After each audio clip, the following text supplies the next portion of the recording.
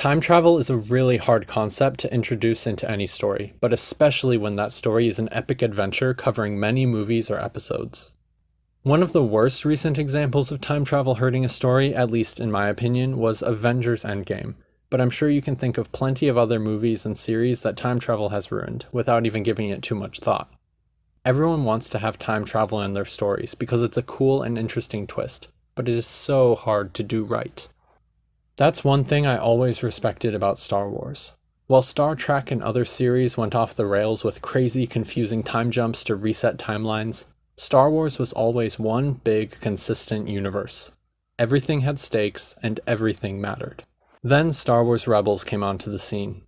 I had avoided the show for a long time because the art style looked too childish for me and I hadn't been much of a Clone Wars fan. But after the Clone Wars Season 7 got so much hype, I just had to watch the rest of the show and appreciate how great it was. And when I ran out of Clone Wars episodes, I naturally decided to give Rebels a try. I was absolutely blown away by how amazing that show is, but that will be a story for future videos. I just recently finished the series for the first time, and now I need to talk about the world between worlds. I don't like time travel, and I had always feared its introduction into Star Wars, but Rebels did it in the best way possible. Whether you're an aspiring writer, a Star Wars nerd, or just a fan of movies, the time travel in Rebels is worth taking note of. If you haven't seen the show yet, I recommend you go watch it and then come back to this video afterward. I'll be talking major spoilers here for Star Wars Rebels, The Clone Wars, and Avengers Endgame that are worth experiencing for yourself. But if you've already seen them, you already know the ending, or you don't care too much about spoilers, let's get right in. This is how Star Wars got time travel right. When time travel is used in movies or shows, it usually causes big problems. Introducing time travel always has that possibility of ruining or convoluting the timeline. When a multiverse is branching out, or things keep changing, it naturally becomes harder and harder to keep track of everything. And that's not even to mention the more obvious problem of accidental paradoxes.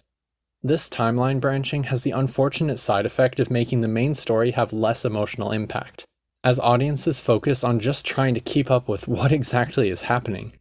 Introducing new universes or timelines also inevitably makes the original timeline a lot less special, and then also less interesting.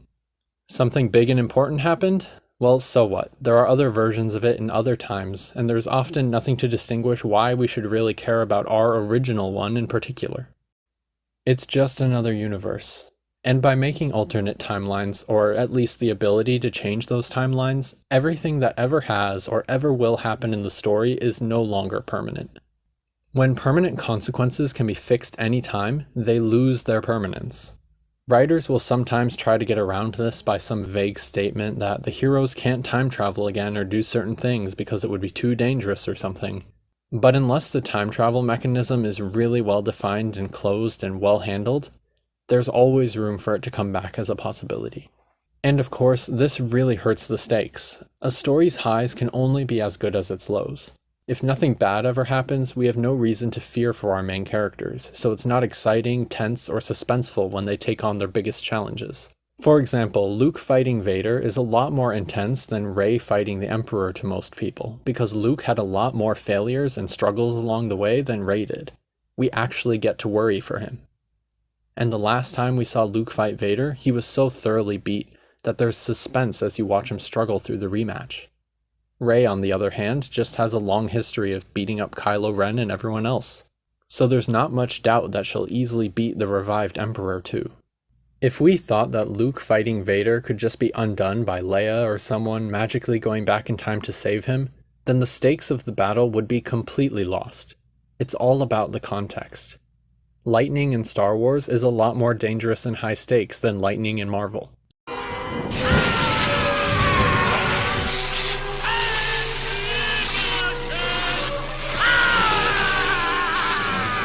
Tell me, brother, what were you the god of again?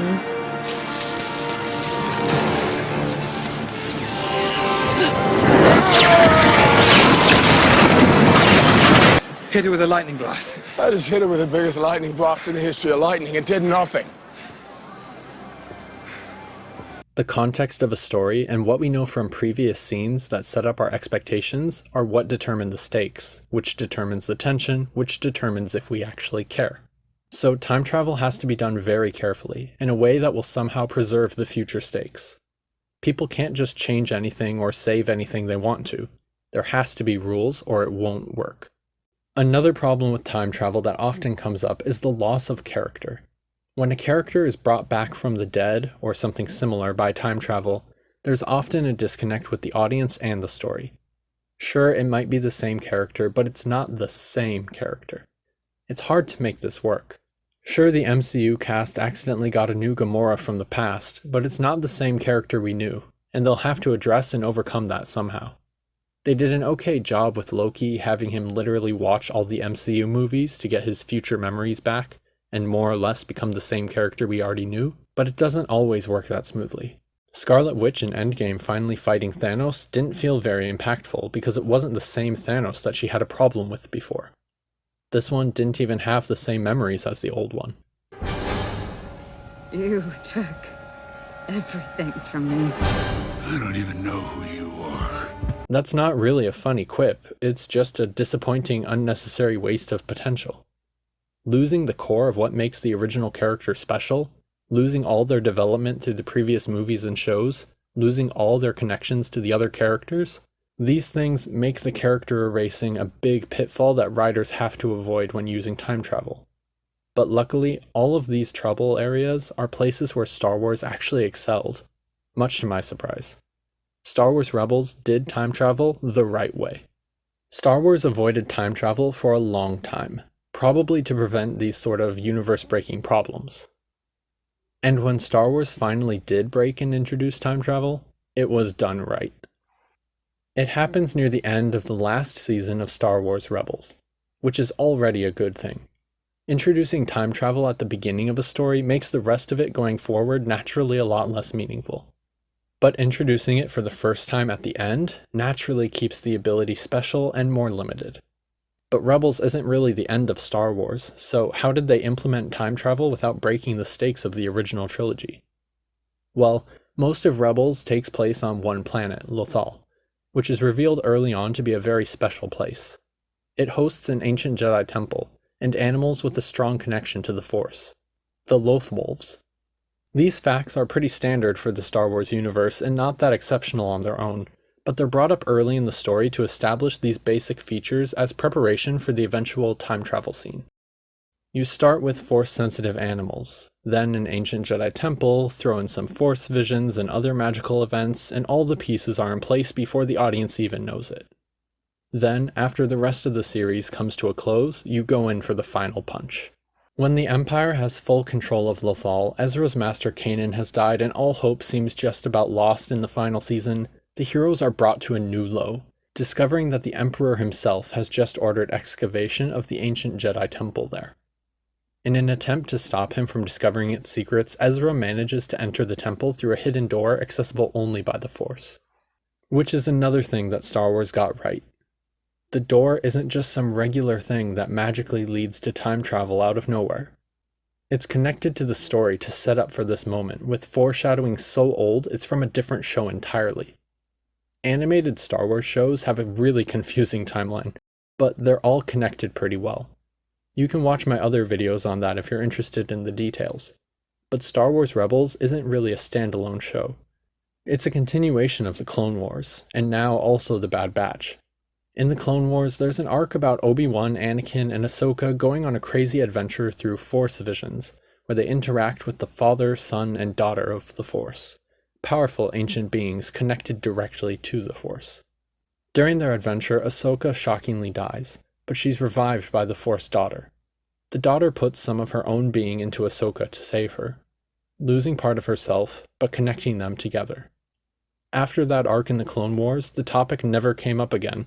It was just a one-off, interesting, filler story to expand the lore. Until Star Wars Rebels. In Rebels, Ahsoka dies again, this time at the hands of Darth Vader, and she's actually out of the story for a solid 2 seasons. Within the story, it feels very permanent. But no, because all those clues have been leading up to something. All those small moments of the Force on Lothal, and the Force Daughter sacrifice from many, many seasons ago in an entirely different show. They all come together perfectly at the end to save Ahsoka, opening the door for Ezra and guiding him into Star Wars' only on-screen scene of time travel. Thrust into a magical world between worlds of the Force, Ezra is guided by a green owl, the old symbol of the Force Daughter from the Clone Wars, to the exact moment in time when Ahsoka died. And with the help of the Force and the blessing of the old Force Daughter, he manages to save her. Ezra does his best to save others then, to use the power of the world between worlds to time travel more, to save his old master, in a way that would probably break the timeline. But he can only save Ahsoka. Her rescue was the only one set up by the previous shows. The in-universe rules prevent more breaking of the timeline. Then, to finalize this, the Emperor appears in spectral form, connected from far away by his own control of the Force, to invade this new time travel place of the ancient Jedi Temple and use it for himself, resulting only in the temple's destruction. This is the brilliance of Star Wars time travel. This is how it avoids all the problems faced by other movies and shows. It doesn't erase Ahsoka's character because she was rescued in her final moments. It's the same Ahsoka we knew before. It doesn't break the rules of the universe because it was heavily foreshadowed long in advance in many, many ways over multiple shows and seasons. It doesn't ruin the stakes of the story because it was clearly established as a one-time chance, under very unique circumstances that can't be repeated. And most importantly, it doesn't take away any importance of the story that we're watching because it is part of the story. It doesn't create new ones. While many other time travel moments make their stories lose importance by showing that it's only one possible timeline in a sea of possibilities, Star Wars took the much better route to keep it all contained. The world between worlds doesn't reveal that Star Wars is only one timeline we happen to be watching. It reveals that in this one consistent, ultimately important timeline that does exist, the highest reaches of the Force are so strong that they can change the future as much as any actual character. So that is how Star Wars got time travel right, and just one of the many reasons that I consider Star Wars Rebels to be one of my all-time favorite parts of that galaxy far, far away.